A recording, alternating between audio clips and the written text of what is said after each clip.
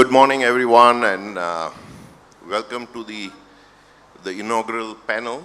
I know you're going to have a couple of days full of a lot of panel discussions, a lot of deliberations.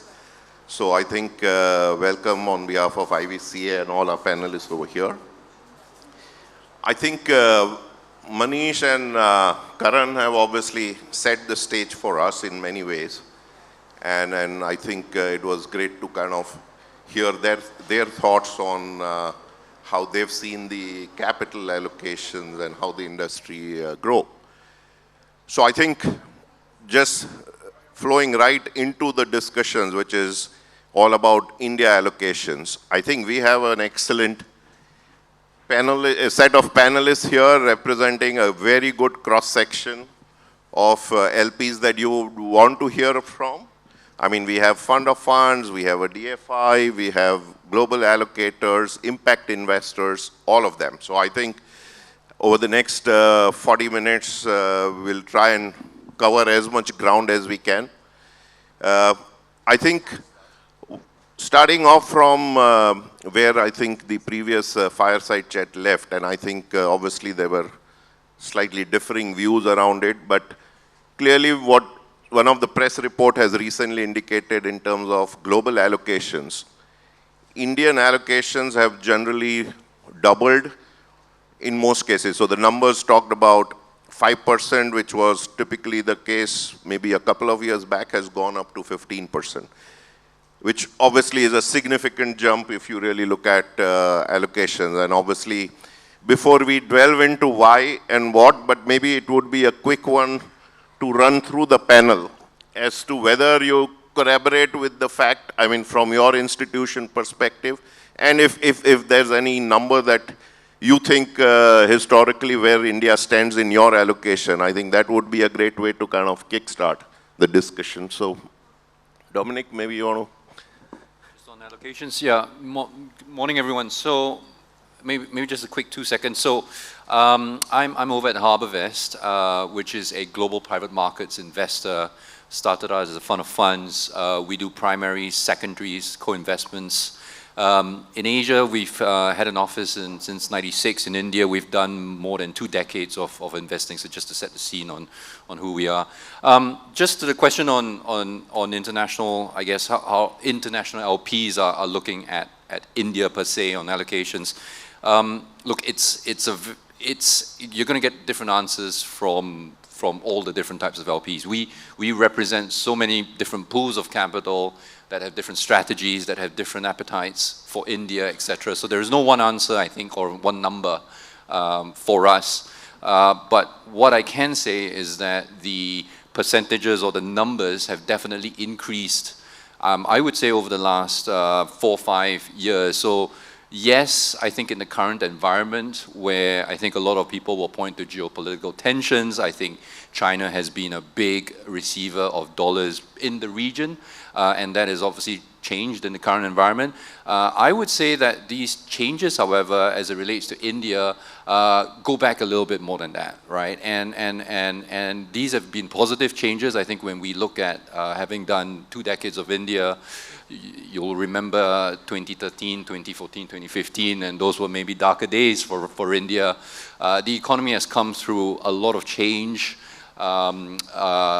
positive changes. There is a lot more visibility on near-term stability in terms of macro decisions, the tax base is one, etc., etc. And you put all of that together, and it is no surprise that in the current climate, this is why allocations to India have been on the up, and I would like to think that this is not a one-off change, and it really reflects the improvements to the investment climate over the last couple of years. Thanks. Yep. I think. So, hello. Yeah. Please. So on my end, I'm with Responsibility Investments, and we're a global emerging markets focused impact investor. The fund of funds team, which I'm a part of, recently took over the investment management contract for SIFM, the Swiss DFI. And so we're allocating on behalf of the Swiss government to ensure that their impact mandate is satisfied. With respect to India, it's kind of a tricky story for us, because I think from a returns perspective and from a diversity of managers and strategies perspective, we should be doing a lot more in India because of the impact, because of the ability for commercial returns. But that being said, because we are a DFI, we have our own strategic priorities, strategic objectives, and a global mandate that we have to focus on. And so it almost becomes a matter of Hunger Games in a way, where we're constantly having to reprioritize between different regions, different strategies, different managers in order to get the right balance for our shareholder. But if you were looking at India on a whole and whether or not I was, as one of the heads for Asia, if I was bullish on India over other countries in my region, I would definitely say yes. And if it was up to me, I would be allocating much more. Great. Kunal. Hi. My name's, can you hear me? Yeah. My name's Kunal Sood. I'm with Pantheon. Pantheon, similar to HarborVest in many ways, is also a global private markets manager. We manage roughly about 65 billion in discretionary assets under management across 4 different asset classes: private equity, infrastructure, real estate, and private debt. In the Asian context, we've been quite active on the private equity, which includes venture capital for us as well. We came to Asia very early on in our journey, so we've been in Asia 35 years out of the 40-year history of the firm. And so India has been a core part from the very early days. So we've been investing in India late 90s, early 2000s. I say in hindsight a little bit too early, but it's been a long sort of couple of decades of experience in the market. And again, the way we invest is also through funds, through secondaries, and direct co-invest. I look at Asia Pacific for the firm, sit on our Asia investment committee as well. And so we do get a relative view of the investment opportunities. And I have to say, in the markets, how the markets have stacked up in the last few years, the India opportunities has really started to shine. India has been a core market for us, but I think a couple of issues people have had with it, things like currency risk, unstable macro, political uncertainty, a lot of those key things that foreign investors tend to focus a lot on have been taken off the table. I'm not saying foreign exchange risk has gone away, but at least the currency more recently has been more stable. Oil prices have been a little bit more helpful, and India's managed to play that well as well. So all of those things set up a pretty good stage on for things to take off from here. But I think in many ways that's just the starting point, right? What foreign investors are looking at when they look at India's and 2 different viewpoints, you could look at from a global relative viewpoint, but someone like us who's global, but we also manage Asia-dedicated pools of capital. And I think we started that off very early in our journey, just to not have these swings in portfolio construction, because one market very far away does very well, like the US has. And so how do you play the rest of Asia? We have Asia-dedicated pools of capital that focus on the best investment opportunities in Asia. I think, and in that, countries like India have started to really show their potential. So Rajat was talking about the deepening of the membership base and the assets under management for the IVCA. I think that's reflective of the opportunity set. That's also reflective of how enough people have started to do well across spectrums, from venture capital to growth equity, buyouts, and other stages as well. So, excited about the opportunity ahead, and looking forward to more opportunities to do investments here. Great. Hi everyone. I'm Neha Grover with IFC. I lead the funds business for South Asia. Thanks to IVCA team for having me here, and really nice to see a lot of familiar faces in the audience. Thank you. I think from IFC, we invest in private markets across private investments across emerging markets. South Asia, primarily India, led by India, has been a large focus area for us. We've been investing in India as IFC for the last few decades, at least 5 decades. We've done a lot of direct investments. We were the first shareholders in companies like SDFC and in Bharti Airtel. So long history to go back to. Private equity, we've been investing in India for the last 2 decades at least, maybe 3. In the late 90s, that's when we started. I think we've seen the whole industry evolve over the last 3 decades significantly. And so we typically deploy about $3 billion in India on average. This is including direct, indirect, everything, lending and equity. On the private equity side, we've invested and mobilized capital of about $600 million on average for the last couple of years. We've got a large portfolio. We've got about 50 funds, co-investments in South Asia, primarily in India. So a large sort of pool of managers. A lot of them are very active relationships for us. I think the way we've seen the market evolve is the private equity industry has deepened, for sure. We've also seen LP capital, both domestic and international, play a very important role in the last few years.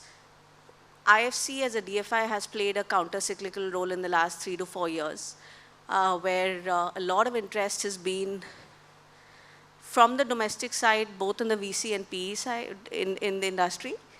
On the private equity side, there's been more interest in the domestic side. International capital for the last 3, 4 years, just after COVID, was a little bit on the wane, but we are seeing that increase significantly. And we're seeing that with larger fund sizes, larger co-investment opportunities, direct opportunities. So definitely, India is a bright spot in today's emerging markets. And we're seeing that reflect in larger allocations. Great. Good morning, everyone. Very delighted to be here this morning. So my name is Randy. I'm a partner on StepStone's private equity team. I help oversee all of StepStone's capital allocations across Asia Pacific, which includes India, obviously, and also across all 4 asset classes, private equity, real estate, infrastructure, and private debt. I guess just to round out this question, maybe a few observations from my side or from StepStone's side. I think historically I think our posture towards India has been one of cautious optimism, probably similar to many of you in the room. But we are becoming increasingly bullish on the market for 2 key reasons. I think first is given the breadth of our advisory model, we have a lot of unique and interesting perspectives from the clients that we serve. And what we're seeing over the past couple of years, especially in light of all of the uncertainties surrounding China, is a very pronounced rotation of capital away from China into other emerging markets around the world. And there's no bigger emerging market than what is undoubtedly the 2nd largest emerging economy in India.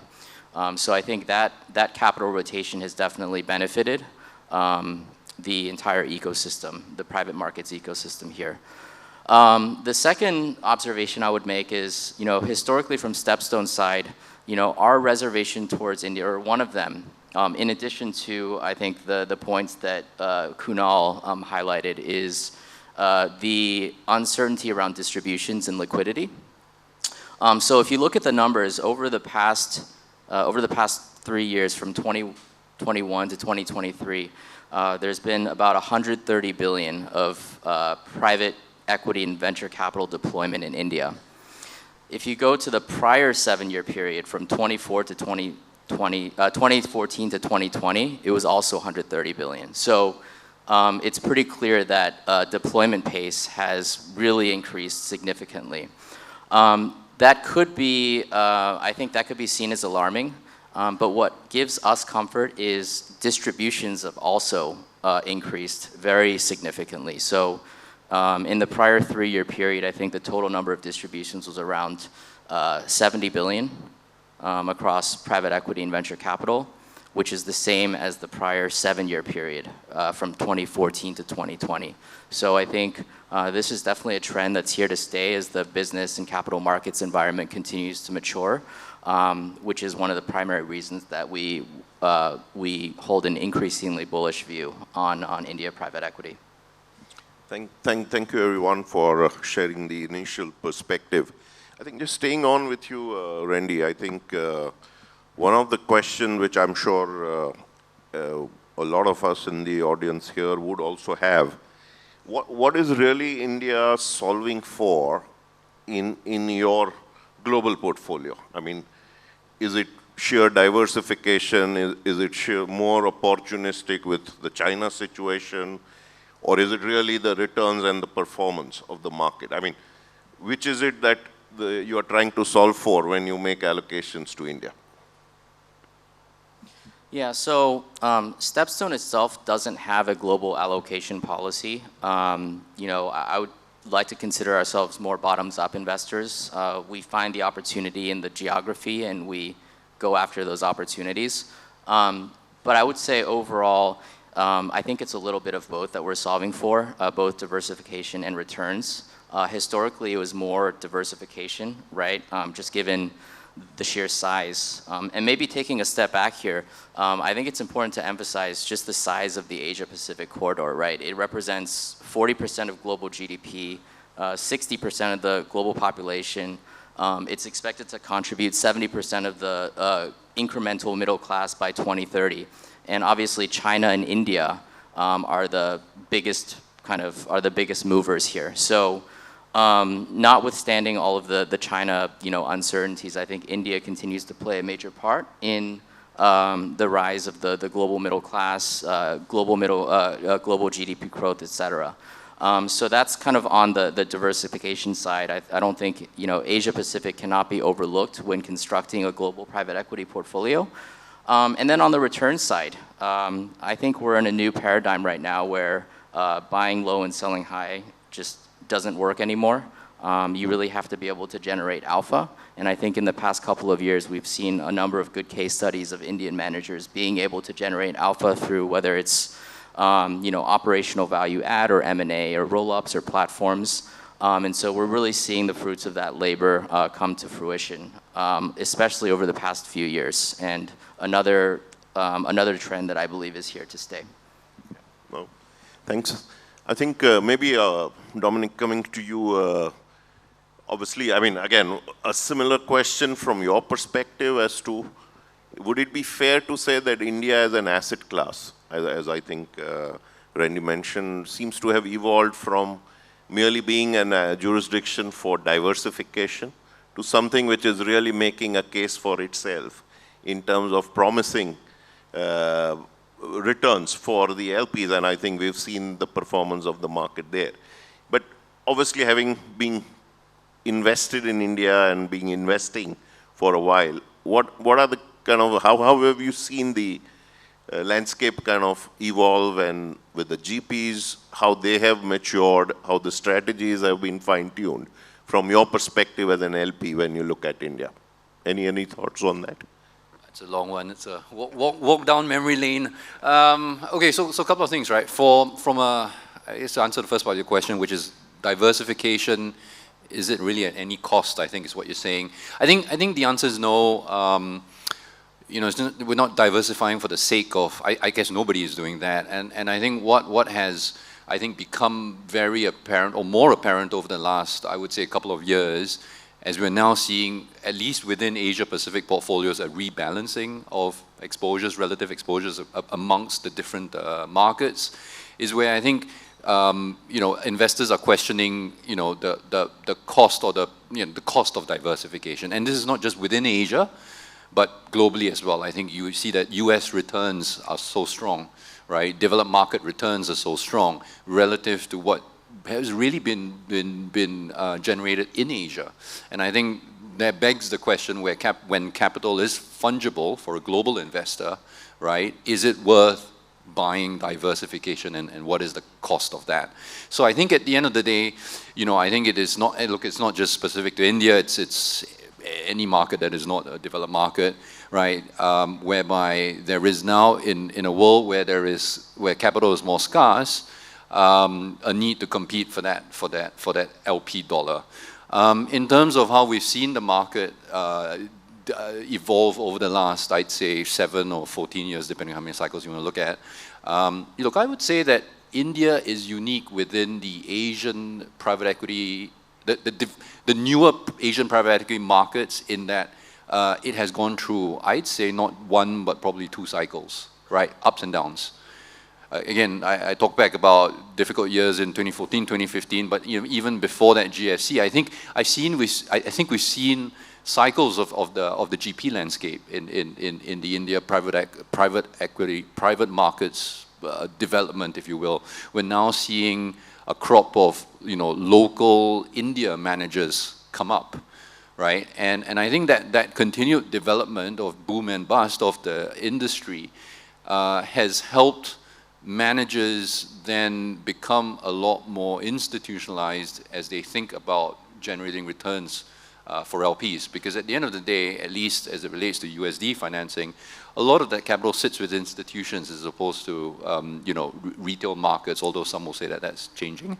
But the vast majority is with institutions, and I think to be able to then attract that sort of capital, I think as a GP, you need to be institutionalized yourselves. And that is happening as the cycles in private markets have come and gone in India.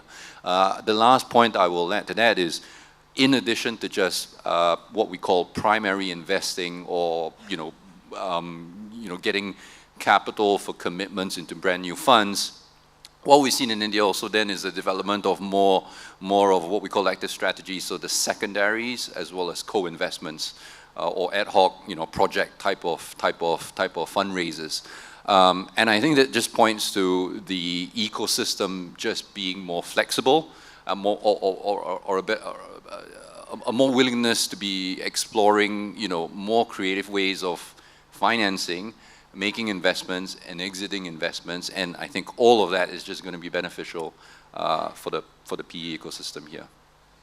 Thanks, Dominic. And I think one of the points that you mentioned, and I really think Indian industry, private equity industry, or I would say alternative space, is probably at the cusp where a lot of the fund managers will have to talk about institutionalization. And I think from what we hear from a lot of our clients, probably a lot of them are moving to a stage where a need for institutionalization of the setup will also be further driven by how LPs would look at allocating capital from a long-term perspective. Coming to you, Neha, I think, again, as a DFI, obviously, your priorities to allocate capital to a jurisdiction or sectors, a lot of it is also driven by developmental agenda. And obviously, as an economy continues to grow, and I think India has obviously been growing at a pretty rapid pace from economic growth generally, and also the space within the alternative space. How do you think that's kind of really evolving or changing your strategy as a DFI from an allocation perspective? I mean, it would be great to kind of see whether more the development, more the need to look beyond. I think that would be something. So I think, see, we all know India is a complex country. And recently we were talking to a couple of managers and we read some analysis about India being partly London, partly UK, partly Brazil and Africa. Right? And 700 to 800 million people in India are still in the Africa zone. The top 50, 60 million in London, then you've got the UK and you've got the Brazil, and then you've got Africa. Essentially, even if the top 300, 350 million people have developed, you're like the London or the UK of the world, the vast majority of the country is still in the African zone where there's a lot of development needed. So let me start by saying that. So as a DFI, we don't look at India as one brush. Again, every industry is very different. Private equity, when we started investing 25 years ago, we look at a developmental role in two ways. And I'll talk about private equity first and then overall. One is the market creation. Second is the project outcomes. Market creation for private equity, 25 years ago was very critical because there were very few managers, there was very little capital. Today, if you look at it, the ecosystem has developed. There's a lot of good, solid fund managers. Many of you are sitting here to sort of choose from across VC, across PE, the entire sort of alternative space. So I think our role in private equity today is less market creation in India, more project outcomes. And you'll see that our role sort of in terms of how we allocate capital, how we choose managers, what we're doing with them. We're doing much more co-investments. Every year we're doing about 2 to 3 co-investments, if not more. We're doubling down on existing managers. We're choosing newer managers in newer segments, newer strategies. And that's where our role is evolving. If I look at India overall, so therefore development impact is still there, it's still at the core, but there's a big commercial lens as well that we apply. And that's true for all sectors, all other sectors, rural sectors, financial institutions, infra. Each of those spaces, the need is different, and therefore we look at it for that particular segment, that particular sector, that particular subsector, what is the need, what is IFC's role, and how do we sort of integrate our allocations. Okay, interesting. I think coming to you, Kunal, I think obviously from a Indian market perspective, obviously as you mentioned, you've obviously been involved with the market for a while as a group.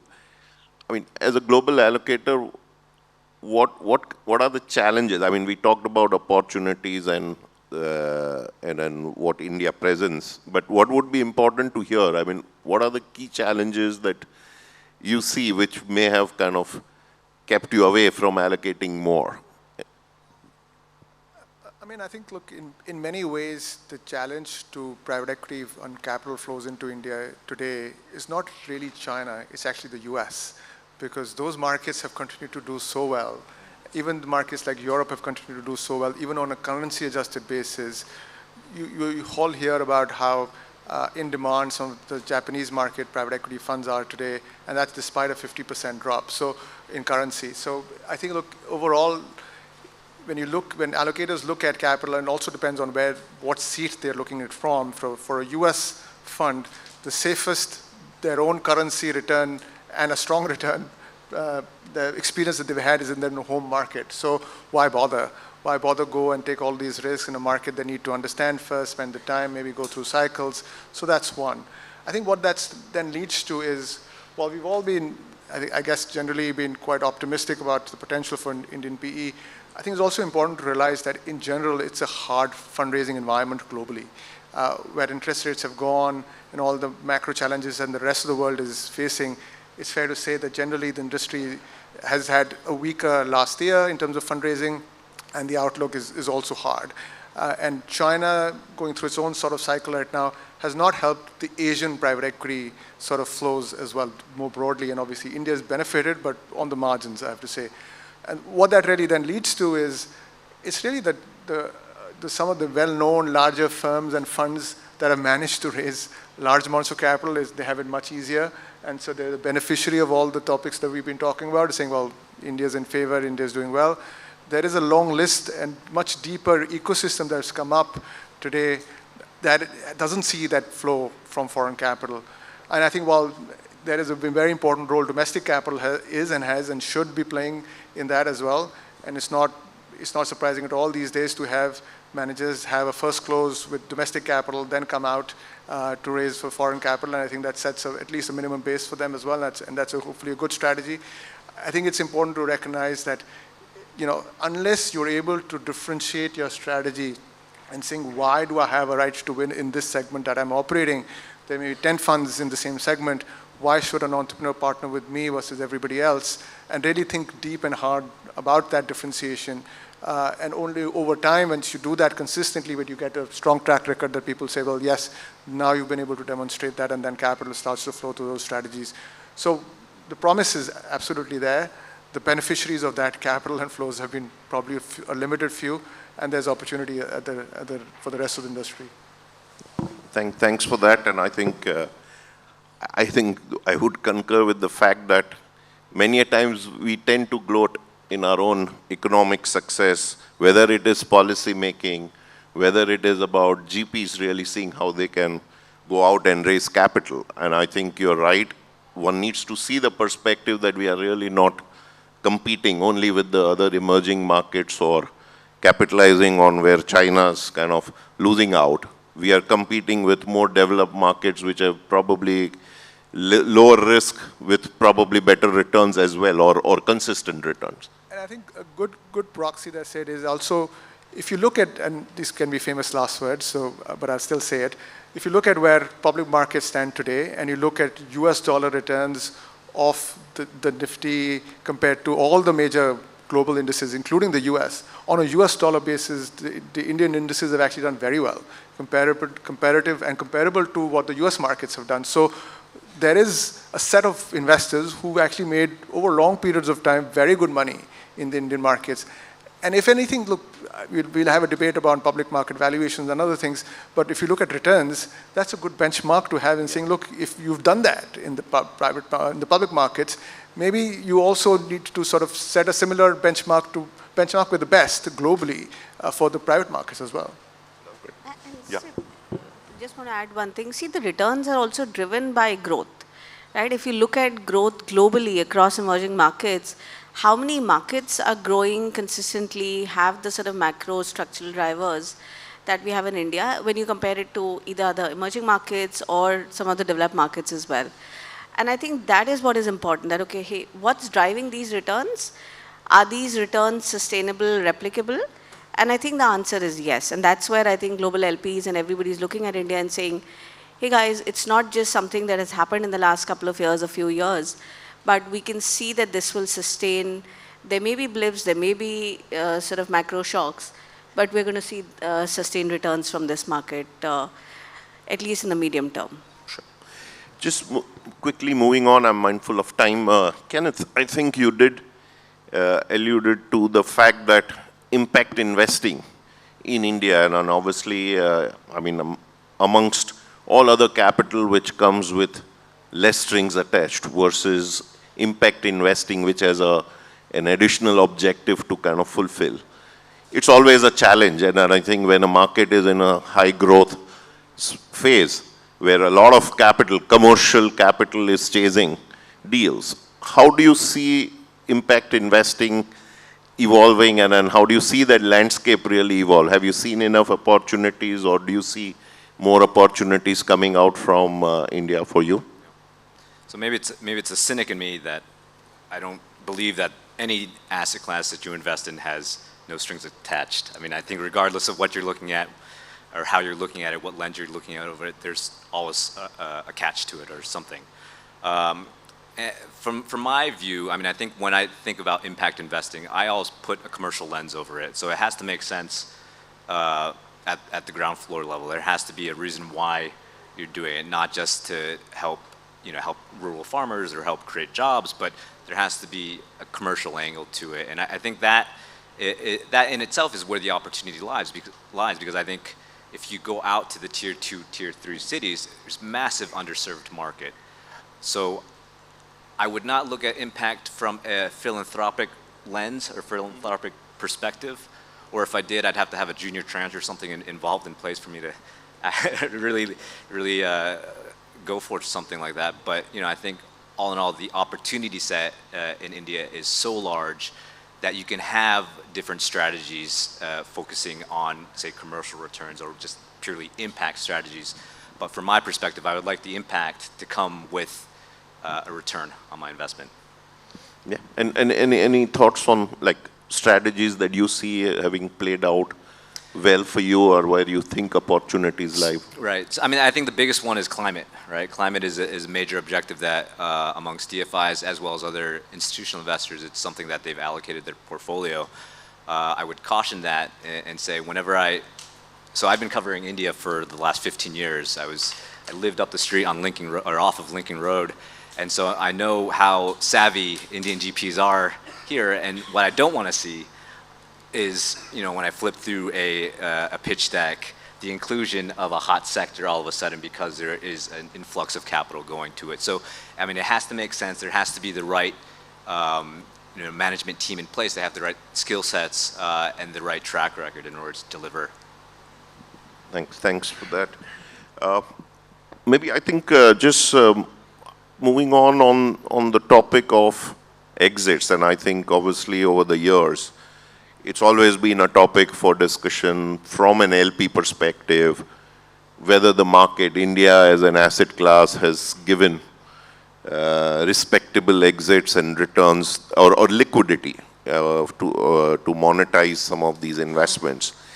I think maybe interesting to hear, and I think maybe the noise around that seems to have quietened a bit, because obviously the way the markets have really performed and the way the capital market has really sustained some of these exits. Any thoughts? Maybe we can go around quickly around each of you and maybe get a quick thought on that. Dominic, do you want to kind of kickstart with that?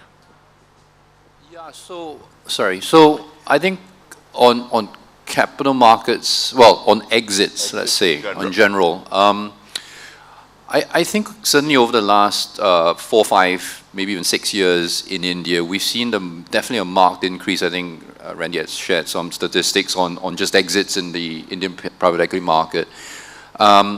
And I think, that is obviously, I think, bode very well for the asset class. We've seen through secondaries a lot more exits coming through. I think if I were to summarize, I'd say there has definitely been more of an ability for exits to happen in the Indian private equity market. That is, and those exits are not just capital markets focused. So not just IPOs, we see M&A, we see secondaries, and it is also what we've been seeing is it's also been happening across the spectrum of not just, again, in fact, less so on the venture side, but more into growth and even on the sort of larger buyouts where there has been, I say, significant liquidity that has been produced. And this is great for the asset class. It's great for a strategy like secondaries, which actually benefits from better exit markets. It may sound a little strange, but the reality is that ourselves as buyers in the secondary markets, ourselves, we need an exit route at the end of 4 to 6 years, right? And if these markets continue to stay open, it used to be a phrase we talked about, exit windows opening and closing. I think nobody uses that phrase anymore these days, right? So, again, it's that continued persistence of an ability to take exits and then a willingness of the GPs to make those exits, I think, which is what's going to then propel the further growth of or faith in the PE market here in India. Yeah, maybe I'm sorry, but given the time constraint, maybe I don't know if anyone else has any quick thought to share on exits, but yeah, well, maybe. Maybe very quickly. I think one of the benefits of this environment that we are in is there's a lot of strategic and global corporate interest starts to look at India. They'll start to open offices here, start to set up a manufacturing base and other things here. And that opens the M&A route, that opens the strategic exit route as well. And I think you would do well to take advantage of that interest into India to use that route. And again, this can change. So it seems to be open for now. And the other thing is, I think, to people to think creatively. Globally, things like single asset secondaries and GP-leds have become a very dominant asset class. There's over $110 billion of secondary annual investment activity globally. Asia, a very small part of that. India is even a smaller part.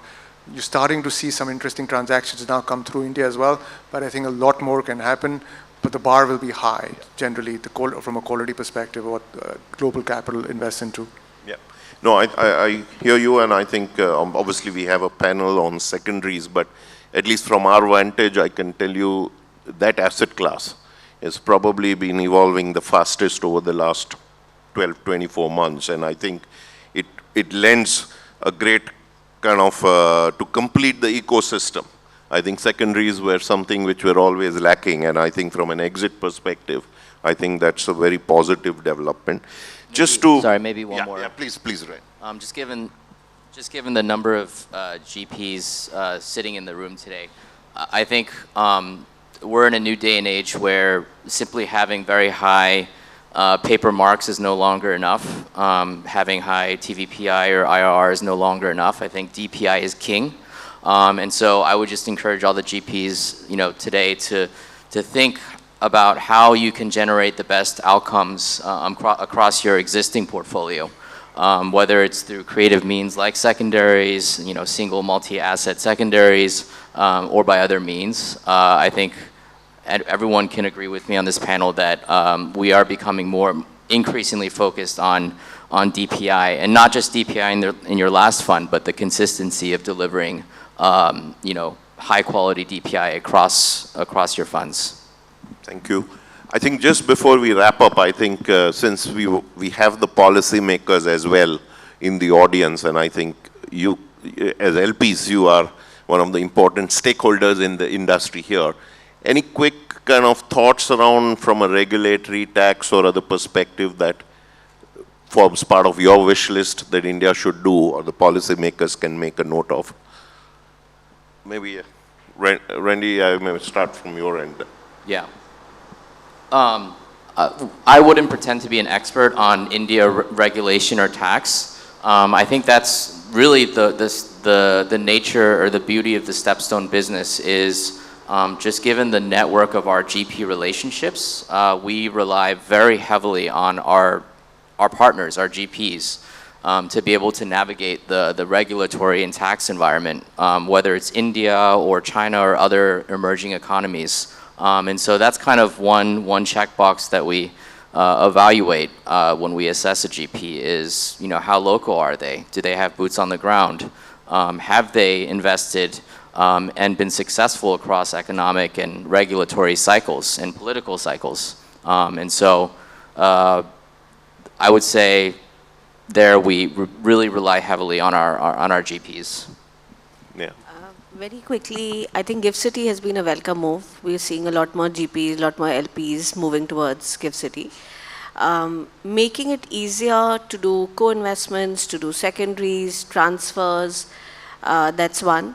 Making it easier for LPs to decide what they want to do with their funds, with the GP, rather than trying to regulate and over-regulate is the second piece that I would say.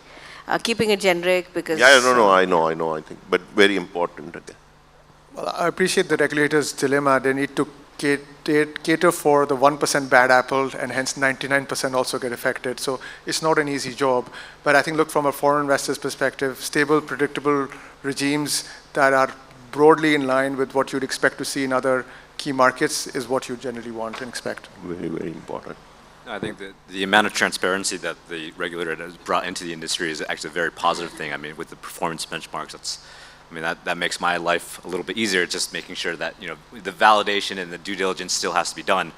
But apart from that, I think I would just caution on making sure that you don't overburden the GPs with, additional layers of expenses or reporting or requirements like that, because it might have the opposite effect. But for now, I think it's a positive move for bringing in domestic sources of capital. Yep. Maybe, I think, Dominic, anything else? Okay. I think we are already out of time, and once again, I think I would say thank you, IVCA, for having such a fantastic panelist for me to moderate. Thank you, each and every one of you, I think, for contributing and